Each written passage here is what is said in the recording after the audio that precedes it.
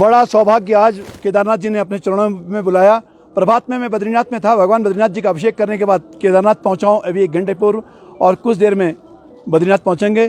विशेष रूप से केदारनाथ की व्यवस्था देख के मन प्रफुल्लित हुआ है।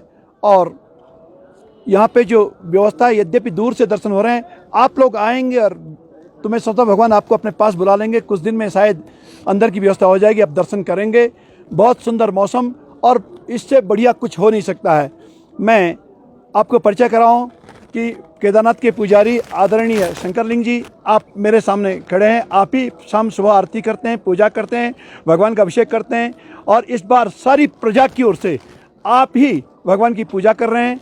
और मेरे बाईं ओर खड़े मृत्युंजय, आप आदरणीय पंडित केदारनाथ जी के, और आपकी आवाज़ केदारनाथ से जो निकलती है सारी देश और दुनिया के लोग सुनते हैं। और आज साक्षात मेरे सामने मृत्युंजय, 2 शब्द महाराज पुजारी जी आप बोल देंगे। मृत्युंजय जी की आवाज़ तो आपने लगातार कई स्तोत्र में सुनी है, और निरंतर केदारनाथ बद्रीनाथ पेज पे आप सुनते रहते हैं। बस आशीर्वाद के रूप में आदरणीय महाराज जी 2 शब्द कह रहे हैं। श्रीमान शंकरलिंग पुजारी जी।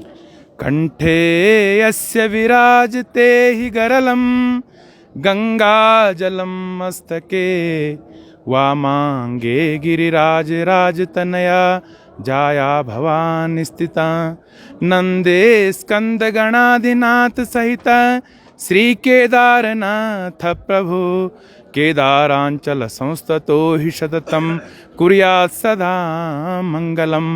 मंगलम भगवान शंभो मंगलम वृषभध्वज मंगलम पार्वतीनाथ भूयोर्भूपति मंगलम। भू स्वर्ग कहने में अतिशयोक्ति नहीं है इस केदार खंड को। हिमालय की उत्तुंग शिखर पर विराजमान 12 ज्योतिर्लिंगों में से भगवान केदारनाथ जी 5वें ज्योतिर्लिंग के रूप में इस दिव्य धाम में विराजमान हैं। इस स्थान पर सर्वप्रथम नर नारायण ऋषि ने तपस्या की। भगवान महादेव उन ऋषियों की तपस्या से प्रसन्न होकर अपने ज्योतिर्लिंग स्वरूप में यहाँ पर स्थापित हुए। और द्वापर युग में जब पांडवों को पाप लग गया था अपने गोहत्या का, पितृ हत्या का, गुरु हत्या का, तो पाप की निवृत्ति के लिए इस दिव्य धाम में अपने दर्शन के लिए आए थे भगवान महादेव के, श्री केदारेश्वर के। तो यह मोक्ष धाम है। इस मोक्ष धाम में, इस शिवलोक में आज श्री बद्रीनाथ केदारनाथ मंदिर समिति के जो धर्माधिकारी जी हैं श्री भुवन चंद्र उनियाल जी, मैं उनका अपने अंतःहृदय से इस दिव्य धाम में उनका स्वागत करता हूं।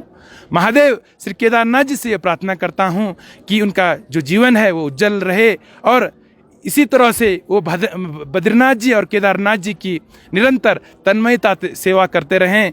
हमें तो बड़ा कष्ट होता है जब सुनते हैं कि धर्माधिकारी जी 3 साल के बाद सेवानिवृत्ति हो रहे हैं। तो ऐसे धर्माधिकारी जी भूतो न भविष्यति नहीं मिलेंगे हमारे इस संस्थान को, और मैं इनकी दीर्घायु की कामना करता हूं, और ऐसी प्रेरणा वो सभी को दें, और इस बद्रीनाथ और केदारनाथ जी की निरंतर सेवा करते रहें।